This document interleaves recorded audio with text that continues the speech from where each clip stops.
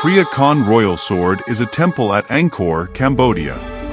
Built in the 12th century for King Jayavarman VII to honor his father, it is located northeast of Angkor Thom and just west of the Jayatataka baray, with which it was associated.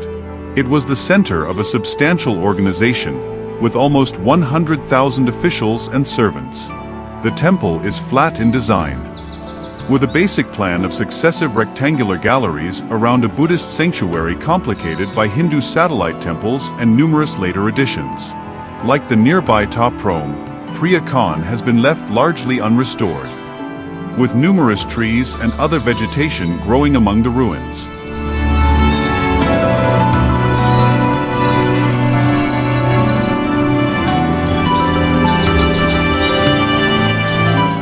Preah Khan was built on the site of Jayavarman VII's victory over the invading Khmers in 1191. Unusually, the modern name, meaning Holy Sword, is derived from the meaning of the original Nagara Jayashri, Holy City of Victory.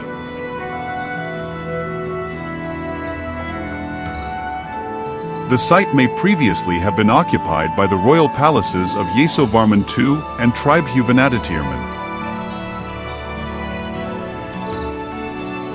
The temple's foundation stela has provided considerable information about the history and administration of the site.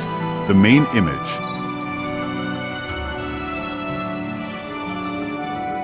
of the Bodhisattva Avalokiteshvara in the form of the king's father was dedicated in 1191. The king's mother had earlier been commemorated in the same way at Ta Prohm.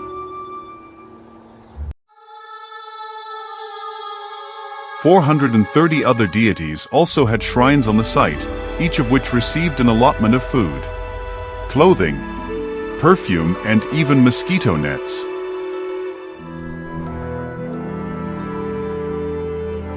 The wealth and treasure of this ruin includes gold, silver, gems, 112,300 pearls, and a cow with gilded horns. The institution combined the roles of city, temple, and Buddhist university. There were 97,840 attendants and servants.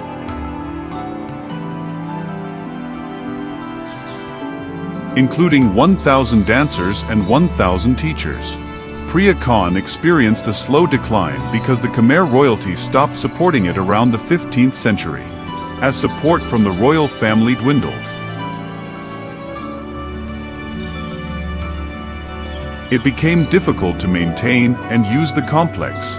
Despite this decline, certain sections of the site continued to be used for religious or cultural activities. The temple is still largely unrestored. The initial clearing was from 1927 to 1932, and partial anastylosis was carried out in 1939. Since then, freestanding statues have been removed for safekeeping, and there has been further consolidation and restoration work.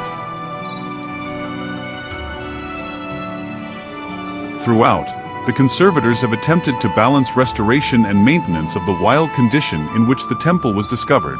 One of them, Maurice Glaze, wrote that the temple was previously overrun with a particularly voracious vegetation and quite ruined.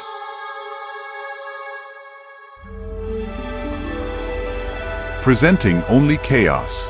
Clearing works were undertaken with a constant respect for the large trees, which give the composition a pleasing presentation without constituting any immediate danger.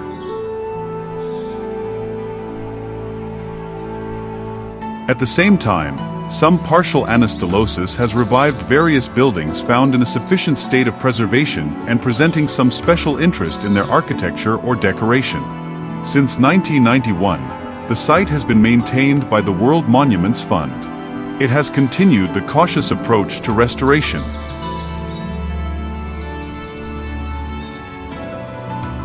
believing that to go further would involve too much guesswork, and prefers to respect the ruined nature of the temple. One of its former employees has said, "We're basically running a glorified maintenance program. We're not prepared to falsify history." It has therefore limited itself primarily to stabilization work on the 4th Eastern Gapura. the House of Fire and the Hall of Dancers.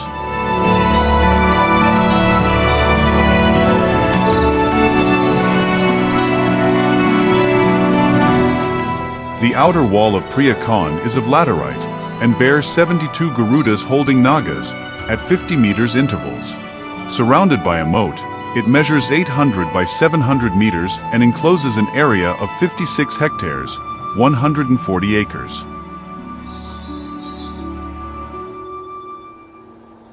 To the east of Preah Khan is a landing stage on the edge of the Jayatataka baray, which measures 3.5 by 0.9 kilometers, 2 by 1 millimeter.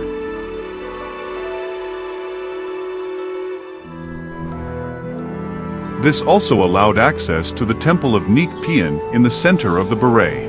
Once dried up, the Jayatataka baray is now filled with water again, as at the end of each rainy season, all excess water in the area is diverted into it.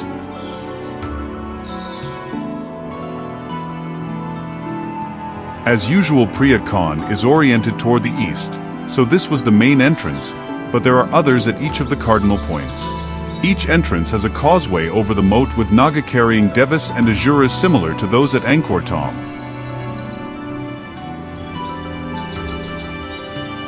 Glaze considered this an indication that the city element of Preah Khan was more significant than those of Ta Prohm or Bantik Day. Halfway along the path leading to the third enclosure, on the north side, is a house of fire or dharmasala, similar to Ta Prohm's. The remainder of the fourth enclosure, now forested, was originally occupied by the city. As this was built of perishable materials, it has not survived.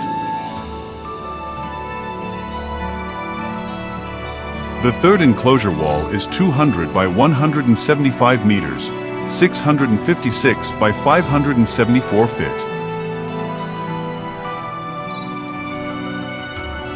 In front of the third gopura is a cruciform terrace. The gopura itself is on a large scale, with 3 towers in the center and 2 flanking pavilions. Between the southern 2 towers were 2 celebrated silk cotton trees, of which Glaze wrote, resting on the vault itself of the gallery, frame its openings and brace the stones and substitute for pillars in a caprice of nature that is as fantastic as it is perilous. One of the trees is now dead, although the roots have been left in place.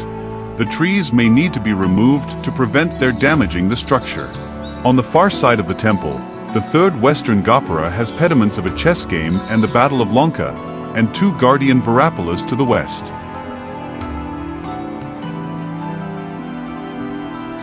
West of the third eastern gopura, on the main axis is a hall of dancers.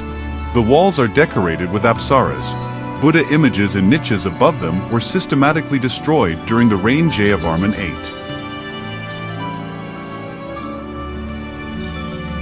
North of the Hall of Dancers is a 2-storied structure with round columns. No other examples of this form survive at Angkor, although there are traces of similar buildings at Ta Prohm and Bantik Day.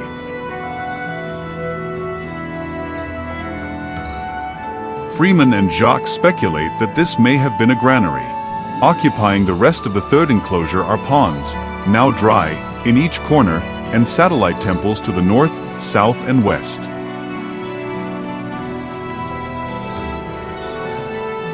While the main temple was Buddhist, these 3 are dedicated to Shiva, previous kings and queens, and Vishnu respectively. They are notable chiefly for their pediments.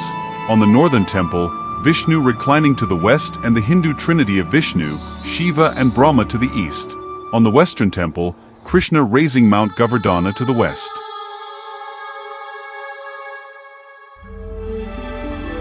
Connecting the Hall of Dancers and the wall of the second enclosure is a courtyard containing 2 libraries. The second eastern gopura projects into this courtyard.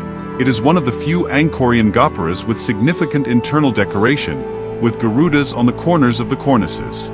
Buddha images on the columns were changed into hermits under Jayavarman VIII.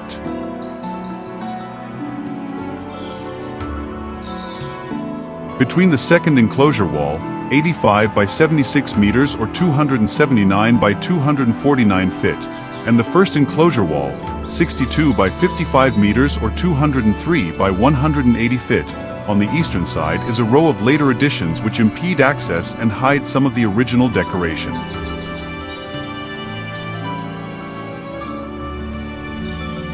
The first enclosure is, as Glaze said, similarly, choked with more or less ruined buildings. The enclosure is divided into 4 parts by a cruciform gallery, each part almost filled by these later irregular additions.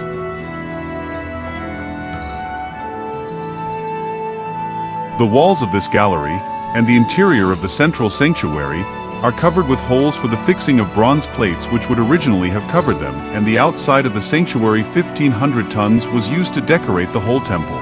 At the center of the temple, in place of the original statue of Loksvara, is a stupa built several centuries after the temple's initial construction.